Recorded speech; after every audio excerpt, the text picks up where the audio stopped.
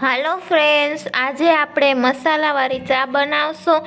એના માટે પહેલે એક ચાનો મસાલો બનાવશું। 50 ગ્રામ જેટલી સૂંઠ, 20 ગ્રામ જેટલી એલચી, 10 ગ્રામ જેટલા તજ, 5 ગ્રામ જેટલા મરી ને 3 ગ્રામ જેટલા લવિંગ। હવે આપણે ચાનો મસાલો બનાવશું। એના માટે એક મેં કઢાઈ ગરમ કરવા મૂક્યું છે। કઢાઈની અંદર હું એલચી એડ કરી દઈશ, તજ ને લવિંગ। હવે આપણે આ ત્રણેય વસ્તુને આપણે શેકી લેશું। હવે આપણે મીડિયમ ગેસે આને શેકી લેવાનું છે।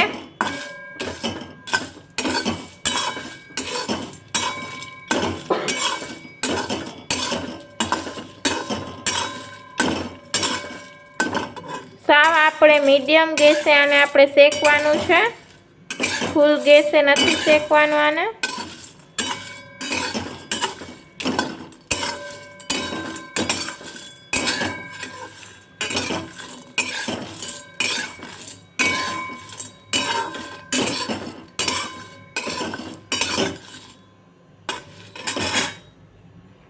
આપણું આ શેકાઈ ગયું છે એટલે મેં ગેસ બંધ કરી નાખ્યો છે। હવે આને હું 5 મિનિટ માટે હું ઠંડુ થવા દઈશ।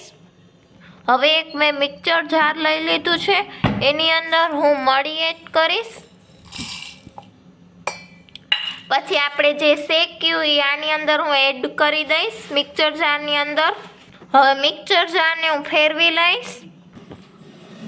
હવે એક મેં વાસણ લઈ લીધું છે, એના ઉપર મેં ગળણી રાખી દીધું છે।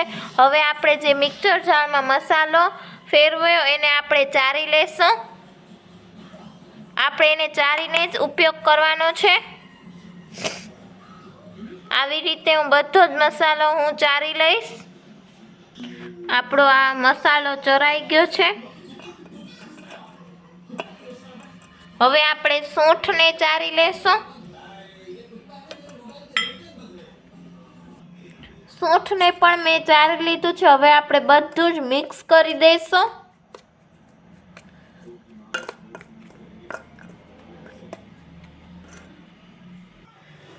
હવે આપણે મસાલાવાળી ચા બનાવશું। એના માટે એક મેં તપેલી મૂકી દીધી છે, એની અંદર હું 1 કપ જેટલું પાણી ઉમેરી દઈશ।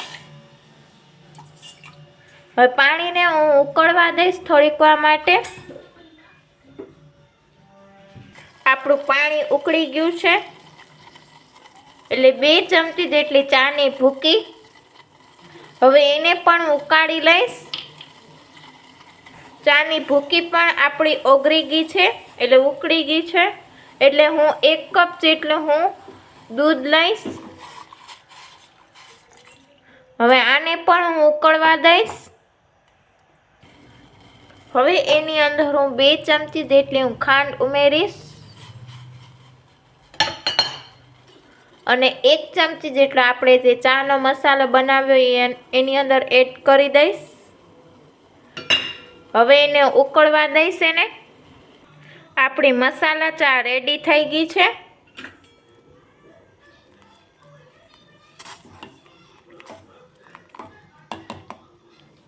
મારી રીતે જરૂર ચા ઘરમાં બનાવજો, એ ઘરમાં બધીને ભાવશે। આજે આપણે નવી રીતે ચા બનાવી છે। શિયાળામાં કડકડતી ઠંડીમાં આ રીતે જરૂર ટ્રાય કરજો। ચા ઘરમાં બધીને ભાવશે એવી રીતે આજે આપણે ચા બનાવી છે।